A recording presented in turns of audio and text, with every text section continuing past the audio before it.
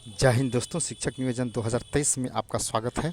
आज के हम इस मास्टर स्टॉक वीडियो में 50 चुनिंदा क्वेश्चनों का संग्रह देखेंगे और ये सारे के सारे क्वेश्चंस आपके पूर्व एग्ज़ाम में पूछे गए हैं और आपके एग्ज़ाम में भी इस तरह के सवाल पूछे जाएंगे। तो बिना देरी किए हम लोग देखते हैं और ये सारी के सारी आपका वन लाइनर क्वेश्चंस है, जिसमें हम लोग देखेंगे ये सारे सब्जेक्ट जो है कुछ जीके जीएस से रिलेटेड है, कुछ हिस्ट्री से लिया गया है, कुछ जो है सामान्य ज्ञान दर्पण से लिया गया है, यानी कई विषयों से मिला करके ये मास्टर स्टॉक वीडियो बनाया गया है।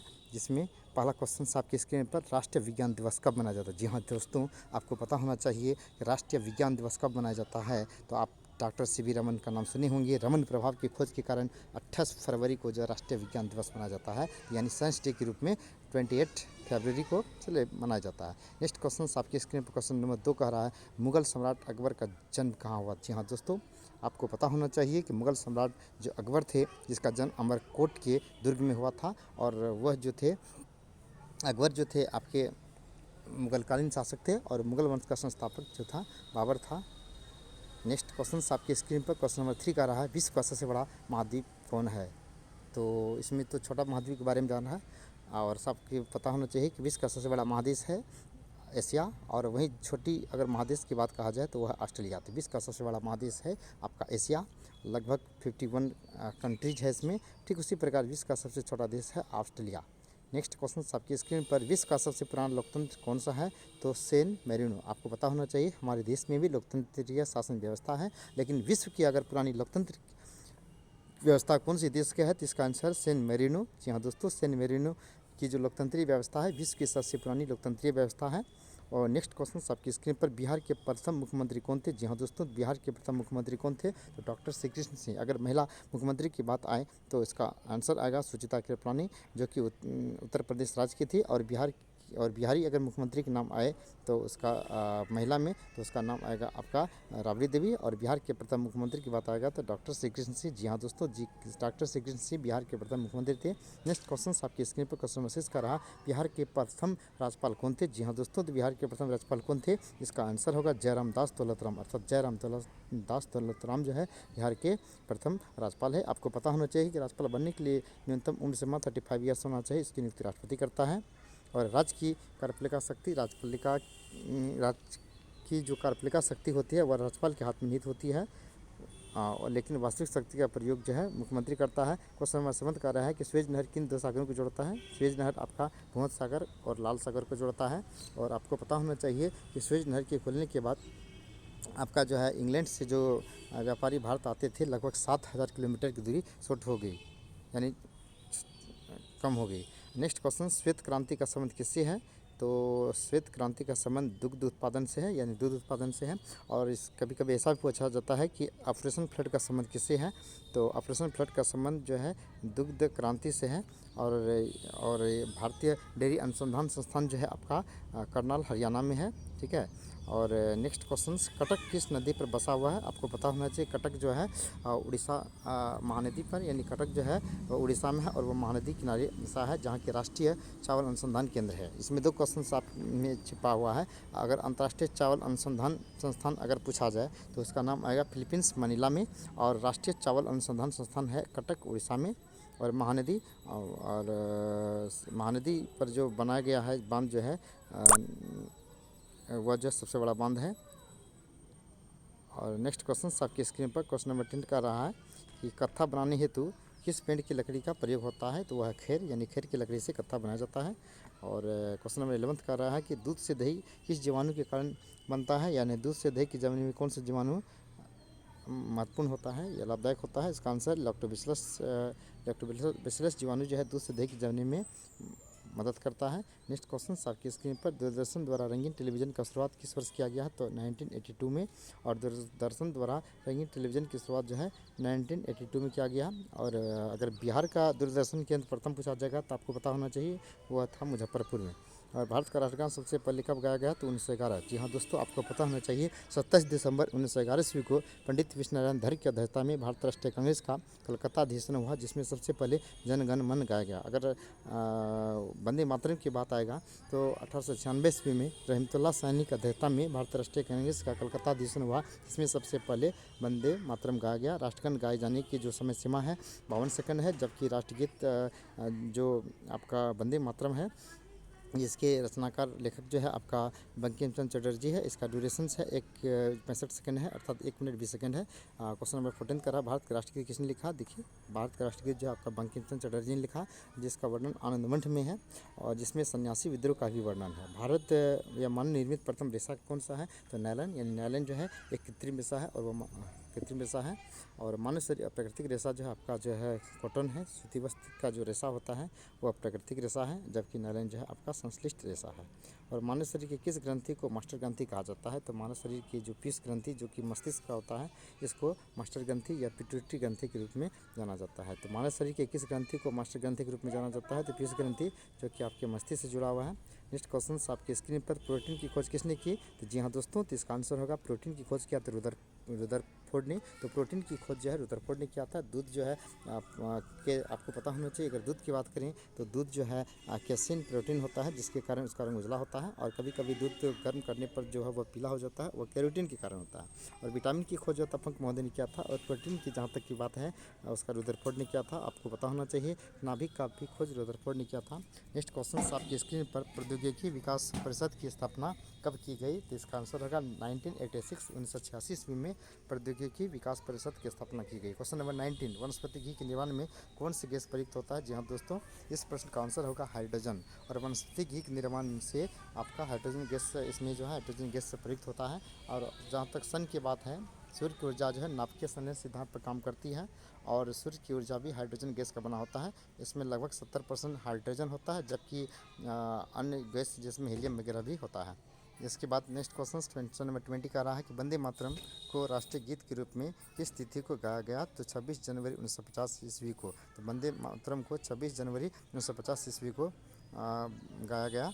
और आपको पता होना चाहिए कि 27 दिसंबर 1911 ईस्वी को सबसे पहले जनगणमन और 1896 ईस्वी में वंदे मातरम, और 24 जनवरी 1950 ईस्वी को डॉक्टर राजेंद्र प्रसाद ने जनगणमन को राष्ट्रीय गान, और 26 जनवरी 1950 ईस्वी को वंदे मातरम को राष्ट्रीय गीत के रूप में स्वीकृति प्रदान की गई। तभी से जनगण मन जो भारत का राष्ट्रीय गान, जबकि वंदे मातरम भारत का राष्ट्रीय गीत बन गया। क्वेश्चन नंबर 21 कह रहा है कि रणजी ट्रॉफी का संबंध किस खेल से है? जी हाँ दोस्तों, आपको पता होना चाहिए कि रणजी ट्रॉफी का संबंध क्रिकेट से है।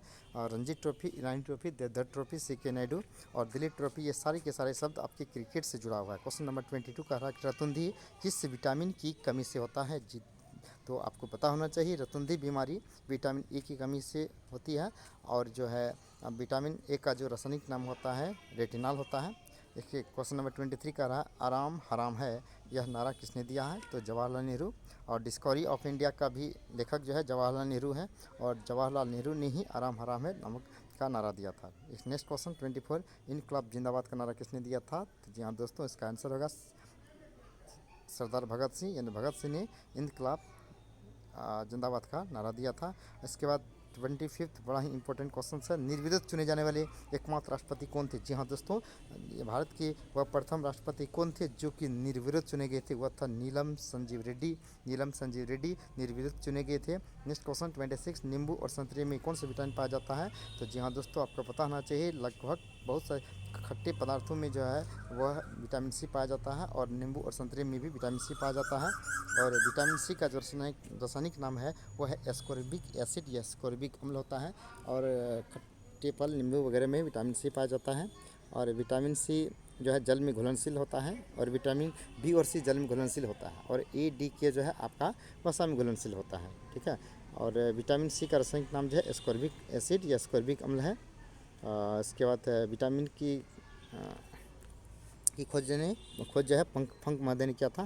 क्वेश्चन नंबर 27 का रहा, रविन्द्रनाथ टैगोर ने भारत के राष्ट्रीय गान के अलावा किस और देश का राष्ट्रगान लिखा? तो रविन्द्रनाथ टैगोर केवल भारत ही नहीं बल्कि बांग्लादेश का भी राष्ट्रगान लिखा। और रविन्द्रनाथ टैगोर के बारे में आपको पता होना चाहिए, वे प्रथम भारतीय थे जिसे नोबेल प्राइज़ मिला था। और उन्होंने गीतांजलि लिखा था 1913 में, इसमें गीतों की पुस्तिका गीतांजलि लिखा, जिसके कारण उसे नोबेल पुरस्कार से सम्मानित किया गया था। रविन्द्रनाथ टैगोर जो है प्रथम नोबेल प्राइज़ साहित्य के क्षेत्र में प्राप्त करता थे। और साथ ही साथ उसे ब्रिटिश सरकार के द्वारा नाइटहुड की भी उपाधि दिया गया था, जिसे जलियांवाला बाग हत्याकांड के पश्चात वापस कर दिया गया। नेक्स्ट क्वेश्चन 28 का रहा कि राजघाट किसका समाधि स्थल है। जी हाँ दोस्तों, आपको पता होना चाहिए, राजघाट जो है हमारे देश के राष्ट्रपिता जो महात्मा गांधी थे और उसी का समाधि स्थल है। अगर लाल बहादुर शास्त्री की बात करें तो इसका जो समाधि स्थल विजय घाट में है। और इंदिरा गांधी का शक्ति स्थल है। वीर भूमि जो है आपका राजीव गांधी है। ठीक है, तो जहाँ तक राजघाट की बात है वह महात्मा गांधी हैं। और महात्मा गांधी का जन्म दिवस जो 2 अक्टूबर है वह अहिंसा दिवस के रूप में मनाया जाता है, जबकि उसकी मृत्यु जो 30 जनवरी 1948 ईस्वी को हुआ था और 30 जनवरी को जो शहीद दिवस के रूप में मनाया जाता है। इसके बाद भारत का मैनचेस्टर किसे कहा जाता है। जी हाँ दोस्तों, तो मैनचेस्टर का मतलब तो सूती वस्त्र उद्योग केंद्र। भारत का जो मैनचेस्टर है अहमदाबाद को कहा जाता है, जो कि आपके गुजरात स्टेट में है।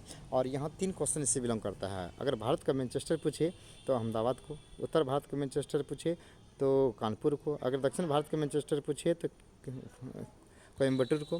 तो यहाँ भारत का मैनचेस्टर अहमदाबाद, उत्तर भारत का मैनचेस्टर हो जाएगा आपका कानपुर और दक्षिण भारत का कोयम्बटूर। और जापान रूस का मैनचेस्टर जो है इवानवो को कहा जाता है। चीन का मैनचेस्टर शंघाई को कहा जाता है। और जापान का मैनचेस्टर जो है आपका ओसाका को कहा जाता है। नेक्स्ट क्वेश्चन 30 आपके स्क्रीन पर, जिसमें कहा जा रहा है मंदिरों की पुण्यभूमि। जी हाँ दोस्तों, तो मंदिरों की पुण्यभूमि भारत के किस राज्य को कहा जाता है। तो तमिलनाडु, यानी मध्यकालीन भारत में तमिलनाडु में जो है बहुत सारे मंदिर बनाए गए। आप रामानुजम का नाम सुने होंगे, तो रामानुजम का संबंध भी तमिलनाडु से है। और मंदिरों की भूमि के रूप में कहा जाता है, जिसे मुदेरी को भी कहा जाता है मंदिरों की भूमि। और क्वेश्चन नंबर 31 का रहा कि 1857 ईस्वी के विद्रोह में झांसी की रानी लक्ष्मीबाई ने किसके सहयोग से ग्वालियर में विद्रोह किया था। तो आपको पता होना चाहिए, तो तटिया टोपी की मदद से, यानी तटिया टोपी की मदद से ये जो कानपुर में विद्रोह का नेतृत्व संभाला था। और 1857 ईस्वी के विद्रोह में झांसी की रानी लक्ष्मीबाई, जिसका बचपन का नाम मनिका कर्णिका थी या मनुबाई के नाम से विख्यात थी, और वह ग्वालियर में विद्रोह का नेतृत्व किया था। उसके बाद है 1857 ईस्वी की क्रांति के बाद अंग्रेज़ों ने मुगल बादशाह बहादुर शाह जफ़र को कैद करके कहाँ भेजा था। तो बर्मा के रंगून में, जहाँ के 1862 ईस्वी में उसकी मृत्यु हो गई थी। जी हाँ दोस्तों, 1857 ईस्वी के जो विद्रोह के जो नायक थे वह था बहादुर शाह द्वितीय, और जिसको कि अंग्रेज़ों ने कैद करके रंगून भेज दिया था। 1862 ईस्वी में उसकी मृत्यु हो गई। और क्वेश्चन नंबर 33 का रहा कि नोबेल पुरस्कार पाने वाले प्रथम भारतीय कौन थे। अभी तुरंत हमने चर्चा किया था रविन्द्रनाथ टैगोर के बारे में। तो नोबेल पुरस्कार प्राप्त करने वाले जो प्रथम भारतीय थे जिसको साहित्य के क्षेत्र में नोबेल पुरस्कार मिला था वो था रविन्द्रनाथ टैगोर। और 1913 ईस्वी में इसका जन्म 7 मई 1861 को कलकत्ता में हुआ था। ठीक है, और उसे नाइटहुड की भी उपाधि दिया गया था, जिसे जलियांवाला बाग हत्याकांड के पास वापस भी कर दिया गया था। और रविन्द्रनाथ टैगोर जिसने ही महात्मा गांधी को सबसे पहले महात्मा कहा था।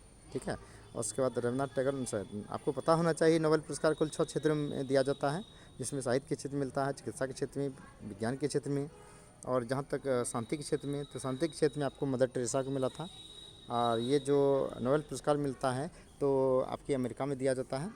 इसके बाद एक जो नोबेल पुरस्कार मिला जाता है वो स्विट्जरलैंड जिनेवा में दिया जाता है, जो कि शांति के क्षेत्र में होता है। इसके बाद नेक्स्ट क्वेश्चन आपकी स्क्रीन पर, पायरिया रोग शरीर के किस अंग को प्रभावित करता है। जी हाँ दोस्तों, ये दांत और मसूड़ी से संबंधित रोग है पायरिया रोग।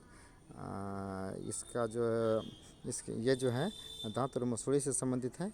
और क्वेश्चन नंबर 35 का रहा है कि भारत की प्रथम नदी घाटी परियोजना कौन सी है। जी हाँ दोस्तों, तो आपको पता होना चाहिए भारत की सबसे प्राचीन और प्रथम जो नदी घाटी परियोजना है वह दामोदर घाटी परियोजना है, जो कि दामोदर नदी बना गया है। और भारत में बहुत तरह की जो है नदी घाटी परियोजना बनाया गया है, जो कि बहुउद्देशीय उद्देश्यों की पूर्ति की जाती है। 36 का रहा कि विश्व की सबसे लंबी नदी कौन है। जी हाँ दोस्तों, आपको पता होना चाहिए कि विश्व की सबसे लंबी नदी नील नदी, जो दक्षिण अफ्रीका में है, इसकी जो लंबाई है 6649 किलोमीटर है। और एशिया की सबसे लंबी नदी यांगटो सिक्यांग, जो कि 5500 किलोमीटर लंबी है। जबकि भारत की सबसे लंबी नदी जो है आपका गंगा नदी है, और गंगा नदी जो है जिसकी लंबाई जो है 2510 किलोमीटर है। और प्रायद्वीपीय पठार की सबसे लंबी नदी गोदावरी नदी है, जो कि महाराष्ट्र के नासिक के त्र्यंबकेश्वर की पठार से निकलती है। जहाँ तक विश्व की सबसे लंबी नदी की बात है वह है नील नदी। और विश्व का सबसे बड़ा मरुस्थल जो सहारा मरुस्थल है वह भी आपके दक्षिण अफ्रीका में है। क्वेश्चन नंबर 37 का रहा है, अशोक ने किस धर्म को अपनाया था? जी हाँ दोस्तों, अशोक ने बौद्ध धर्म को अपनाया था। और भारत में बौद्ध धर्म के जो संस्थापक थे गौतम बुद्ध को कहा जाता है। और जब जैन धर्म की बात आएगी तो जैन धर्म के जो संस्थापक थे वर्धमान महावीर थे, जो कि 24वें और अंतिम तीर्थंकर थे। क्वेश्चन नंबर 38 का रहा है कि धामी गोलीकांड कब हुआ था? जी हाँ दोस्तों, तो धामी गोलीकांड जो हुआ था आपका 16 जुलाई 1939 में 1939 ईस्वी में हुआ था।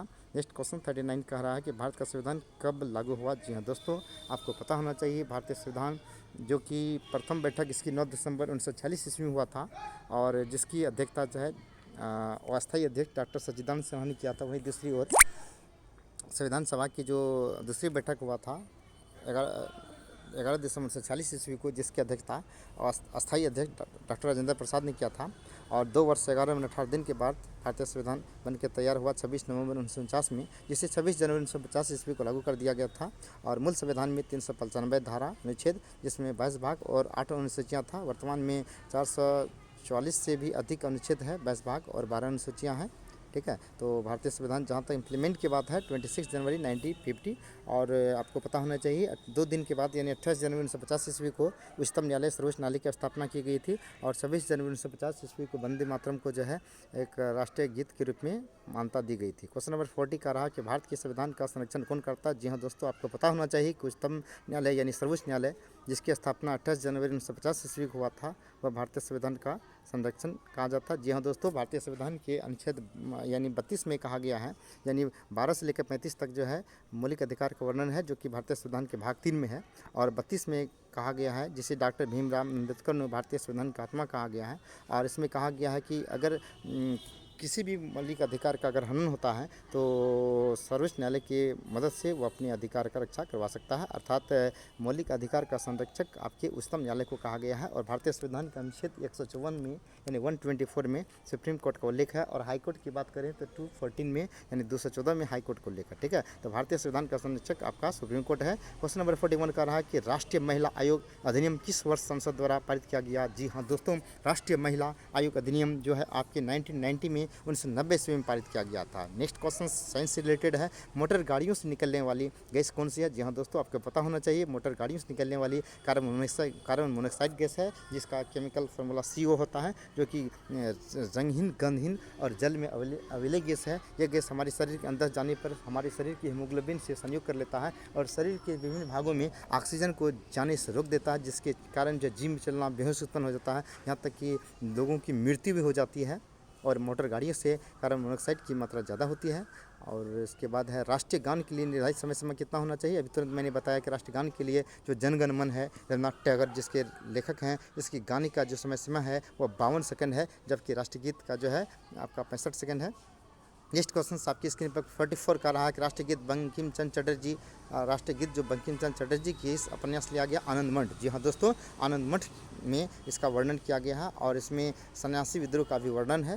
क्वेश्चन नंबर 45 का रहा है राष्ट्रीय विकास परिषद का अध्यक्ष कौन होता है? तो प्रधानमंत्री। आपको पता होना चाहिए कि राष्ट्रीय विकास परिषद का अध्यक्ष प्रधानमंत्री होता है। इसकी स्थापना 1952 में हुआ था और पहले जो है 1951 ईस्वी में 1 अप्रैल 1951 से लेकर के 31 मार्च 1956 तक जो प्रथम पंचवर्षीय योजना आरंभ की गई, जो कि 1 जनवरी 2015 ईस्वी को भारत के माननीय प्रधानमंत्री नरेंद्र मोदी ने योजना आयोग का नाम बदल करके नीति आयोग कर दिया गया। और नीति आयोग का जो CEO वह जो CEO होता है, इसमें अध्यक्ष उपाध्यक्ष का पद होता है। अभी जो नीति आयोग के जो अध्यक्ष है वह जो है वर्तमान प्रधानमंत्री नरेंद्र मोदी हैं। और नीति आयोग के CEO जो परमेश्वर अय्यर थे और अभी जो है VVR सुब्रमण्यम है और इसका जो है उपाध्यक्ष है डॉक्टर सुमन कुमार बेरी है। ठीक है, और राष्ट्रीय विकास परिषद का अध्यक्ष भी प्रधानमंत्री ही होता है। और मुगल वंश की स्थापना किसने किया था? अभी मैंने तुरंत बताया था, मुगल वंश का स्थापना जो था बाबर ने किया था, जो किसका शासनकाल 1206 से लेकर के 1210 तक रहा। और विश्व का सबसे बड़ा देश कौन है? जी हाँ दोस्तों, आपको पता होना चाहिए कि विश्व का सबसे बड़ा देश जो है क्षेत्रफल के दृष्टिकोण से रूस है। और भारत का स्थान क्षेत्रफल के दृष्टिकोण से 7वां है। पहला स्थान रूस है, तब कनाडा है, तीसरा अमेरिका है, इसके बाद चौथा चाइना है, तब ब्राज़ील है, ऑस्ट्रेलिया है, भारत है। तो भारत का स्थान 7वां है। और जनसंख्या के दृष्टिकोण से भारत का जो है विश्व में दूसरा स्थान है और पहला स्थान चाइना का है। और यूएनओ की रिपोर्ट के अनुसार जो है पहला स्थान भारत का है और दूसरा स्थान जो है चाइना का है। ठीक है, तो विश्व का सबसे बड़ा द्वीप कौन सा है? तो ग्रीनलैंड। आपको पता होना चाहिए विश्व का सबसे बड़ा द्वीप ग्रीनलैंड है और सबसे बड़ा महाद्वीप जो है एशिया है। क्वेश्चन नंबर 49 का रहा कि बिहार का पहला विश्वविद्यालय या कौन है? तो आपको पता होना चाहिए, तो वह है नालंदा विश्वविद्यालय, जो ज्ञान की धरोहर के रूप में जाना जाता है। नालंदा विश्वविद्यालय की स्थापना आपका 450 ईसा पूर्व में धर्मपाल ने किया था और ये ज्ञान के धरोहर के रूप में जाने जाते थे। और साथ ही साथ इसका जो यह विश्वविद्यालय ध्वस्त हो गया था मोहम्मद बिन बख्तियार खिलजी ने। तो नालंदा विश्वविद्यालय के संस्थापक थे धर्मपाल और इसके विनाशकर्ता थे मोहम्मद बिन बख्तियार खिलजी। और जहाँ तक विक्रमशिला विश्वविद्यालय की बात है, नहीं, नालंदा विश्वविद्यालय कुमार गुप्त ने किया था और सॉरी इसके लिए, और इसको मोहम्मद बिन बख्तियार खिलजी। और विक्रमशिला विश्वविद्यालय धर्मपाल जो कि पाल वंश के शासक थे और इसके जो विनाशकर्ता थे मोहम्मद बिन कासिम थे। ठीक है, और नालंदा विश्वविद्यालय की स्थापना 450 ईसा पूर्व में कुमार गुप्त के द्वारा किया गया था। और साथ ही साथ जो है मगध विश्वविद्यालय की स्थापना 1946 में 1940 ईस्वी में किया गया था। और ये नालंदा विश्वविद्यालय जो है बिहार का सबसे प्राचीन विश्वविद्यालय है। और क्वेश्चन नंबर 50 जो कि लास्ट क्वेश्चन है आपकी स्क्रीन पर, बिहार का कौन सी नस्ल की भैंसें प्रसिद्ध है? तो मुर्राह। जी हाँ दोस्तों, आपको पता होना चाहिए कि मुर्राह भैंस की नस्ल जो है बिहार का सबसे प्रसिद्ध नस्ल है, जो लगभग 15 से 20 लीटर दूध प्रतिदिन प्रदान करते हैं। इतना ही, फिर कल हम जो है अगले दिन एक नया वीडियो आपके सामने लेके आएंगे। अगर आप हमारे चैनल पर पहली बार विजिट कर रहे हैं तो चैनल को सब्सक्राइब करना ना भूलेंगे। साथ ही साथ इस वीडियो को अपने दोस्तों के बीच जरूर शेयर करेंगे। Thanks for watching our video. Have a nice day.